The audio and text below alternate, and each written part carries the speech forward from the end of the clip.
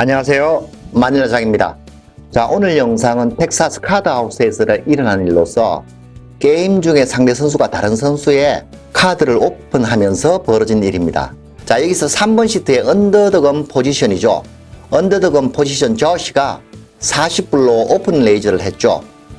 보통 이렇게 아웃 포지션에서 레이저는 초보자들에게는 프리미엄 핸드군에 속하는 카드로 오픈하는 것이 일반적이지만 이렇게 8, 9 수딕 같은 핸드로 아웃 포지션에서 오픈하고 들어오는 조시를 보면 아마 아마추어는 아닌 듯 해요. 대부분의 프로들이 이렇게 아웃 포지션에서 저런 핸드로 들어가는 것은 림핑보다는 레이스를 선호하고 들어갑니다. 왜냐하면 뒤쪽에 포지션에 있는 플레이들이 릴레이저가 없거나 그럴 때는 오픈 후, 플랍 오픈 후에 팍 컨트롤이나 주도권을 가지고 가겠다는 의도가 가장 크기 때문이겠죠.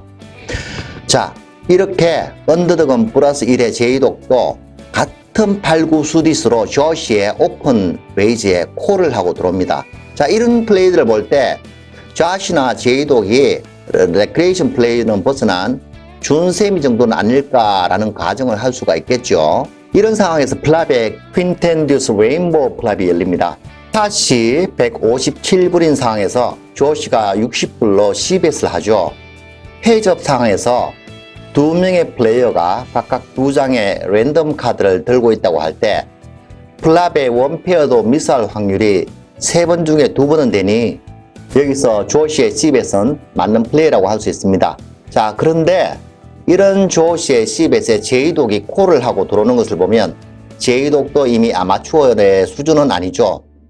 물론 여기 보면 컷샷이 4아웃가 있죠. 그렇지만 컷샷 하나만 바라보고 콜을 하기가 쉽지가 않거든요. 자, 이렇게 턴에 7하트가 떨어지면서 둘 다 오픈핸드 스트레이트 도로가 걸리면서 각각 8개 아웃가 생기죠. 하지만 여기서 제이독은 프러시 드로우까지 생기면서 아웃가 훨씬 많아지면서 몬스터 드로우가 생기죠. 그지 뭐 제이독은 이제 지금부터는 프리롤이라고도 할 수가 있죠. 흔히 한국분들이 말하는 뽀뿔 양빵, 뭐 좀 더 전문적인 용어로 뽀양이라고 하죠. 뭐 한국분들은 영혼까지 걸 수 있다는 뽀양이 드디어 턴카드에 제이독에게 걸리면서 제이독은 뭐 굉장히 스트롱한 드로우가 있고 8장의 오픈핸드 스트레이트 드로우 외에도 9장의 플러시 드로우, 17장 중에서 스트레이트가 중복되는 2장의 카드를 빼면 15장의 아웃가 제이독에게는 생깁니다. 자, 여기서 팟은 347불의 상황에서 조시가 여기서 130불의 투 배럴은 개인적으로는 조금 아쉬운 배팅이었다고 할 수 있습니다. 왜냐하면 플랍의 저런 퀸텐 듀스 같은 드라이보드에서 조시의 CBS를 했는데 제이독이 콜을 했다는 것은 뭔가 맞았다고 가정을 할 수가 있겠죠. 웨트한 보드도 아니고 드라이보드에서 조시가 CBS를 했지만 제이독이 콜을 한 상태에서 턴에서는 물론 조시가 오픈 앤드 스트레이트 드로우가 있지만 조금 슬로우 다운해서 책책이나 또는 책벳 콜로 갔으면 어떨까 하는 그런 아쉬움이 조금 있습니다. 어쨌든 조시의 투배럴 130불 투배럴에 아웃가 엄청 많은 제이독은 이를 놓칠 수 없죠. 여기서 500불 레이즈가 들어갑니다. 자, 이렇게 자시의 투배럴이 조금 잘못된 판단으로 인해서 나왔지만 여기서 자시는 또 도망갈 수가 있죠. 그냥 꺾으면 되는데 또 500불의 레이스에 370불의 콜 금액이 나갑니다. 여기서 370불의 콜 금액은 보통 플러시 드로가 내가 쥐고 있을 때 플랍의 플러시 드로가 9아웃가 있다고 생각하면 36%의 에퀴티가 나옵니다. 물론 상대의 배팅 금액에 따라서 내가 이 36%의 에퀴티가 콜에 요구되는 에퀴티보다 많냐 적냐에 따라서 콜을 하고 폴드를 할 수 있지만 턴에 플러시를 미스했을 때 보통 리브 카드 한 장 남기고는 폴드를 하는 게 맞는 플레이라고 할 수 있는데 여기 오픈 앤드 스트레이트 도로는 플러시 카드보다는 한 장 모자란 8아웃가 있는 상황에서 저렇게 제이독의 500불 레이스에 370불로 콜을 하고 들어간다는 것은 조금 무리가 있는 플레이라고 할 수가 있습니다. 자, 그리고 리그에 3하트가 떨어지면서 제이독은 플러시를 완성시키게 됩니다. 제이독이 바라던 바겠죠. 근데 여기서 예상치 않게 조시가 생올인이 나옵니다. 여기서 이제 제이독은 장고에 빠지게 되는데 조시가 물론 플랍에 에이스10 하트로 플랍 온페어를 맞추고 러너로 넛 하트를 완성시킨다든가 또는 플랍에 조시가 킹잭 하트를 들고 있고 오픈핸드 스트레이트 드로에서 계속 배팅을 할 수도 있다는 추정을 할 수도 있지만 만약 그런 핸들을 들고 리버에 플러시를 완성시켰다면 보통은 밸류벳이 나가는 게 보통이겠죠. 팟이 저 정도 금액이 된다면 밸류벳은 3분의 1에서 한 해프벳 정도가 적당한 금액이 아닐까 싶습니다. 그런데 저기서 다시의 생올린의 제이독은 장고에 빠지게 되고 이렇게 생각을 하는 동안 조시가 제이독에게 이렇게 말을 겁니다. 말 내용이 적선 네가 고민에 빠진 것 같으니까 니가 한 장 보여주면 내가 쉽게 네 판단을 하도록 도와줄게 이런 말을 했다고 하네요. 자, 그리고 나서는 제이독이 생각을 하고 있는 동안 조시가 제이독의 카드를 이렇게 고르더니 한 장을 오픈을 하게 됩니다. 한 장을 오픈하게 되니까 하트가 나오죠. 그래서 제이독이 조시한테도 한 장을 오픈하라고 하니까 조시가 자기는 자기 카드를 오픈하겠다고 한 적이 없다면서 카드를 오픈하지 않게 됩니다.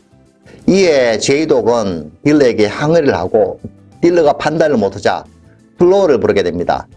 막상 다가온 플로우도 어떤 페널티에 대해서만 이렇게 설명을 하고 플로우가 어떤 결정을 내리지 못하고 있습니다. 이렇게 제이독은 계속 이 친구가 내 카드를 한 장을 오픈을 했으니까 나도 자시의 카드를 한 장을 오픈을 하거나 아니면 얘 핸들을 킬링을 하고 내가 팟을 가져오는 게 맞지 않냐고 딜러에게 계속 말을 하고 딜러나 블로우는 그에 대한 답변을 하지 못하는 상황에서 제이독이 저렇게 자시의 카드를 한 장 오픈을 하게 됩니다. 자, 오픈을 하게 되니까 8클럽이 나오죠.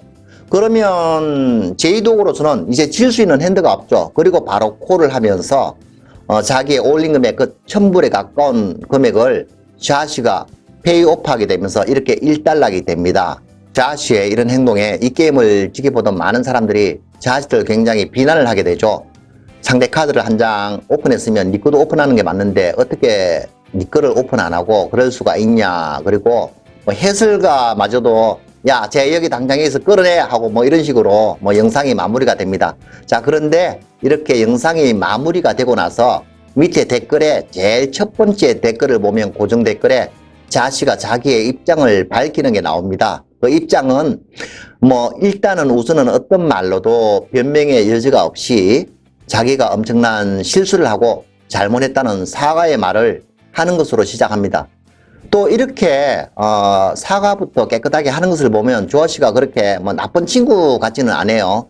하지만 이제 자시가 변명 아닌 변명을 내놓기 시작하는데 자기는 이렇게 카메라가 돌고 있고 이게 에어가 돼서 많은 사람들이 보고 있고 그리고 리브에 너무 큰 블러핑을 쳤기 때문에 굉장히 긴장도 되고 있는 상태에서 네가 나한테 한 장 보여주면 나도 내 거 한 장을 보여줄 수도 있다라고 말을 했다고 하네요. 그 이야기를 테이블에 앉은 사람은 들었다는데 그 말은 곧 한국식으로 말하자면 보여준다는 거나 마찬가지는 그런 말인데 영어로는 자기는 컨시더 자기는 자기 카드 보여주는 거를 고려할 수도 있다는 말로 그런 말인지 막걸인지 그런 말로서 이렇게 변명을 했는데 일단은 자시가 깨끗하게 사과를 하고 그렇게 나쁜 친구는 아닌 것 같습니다.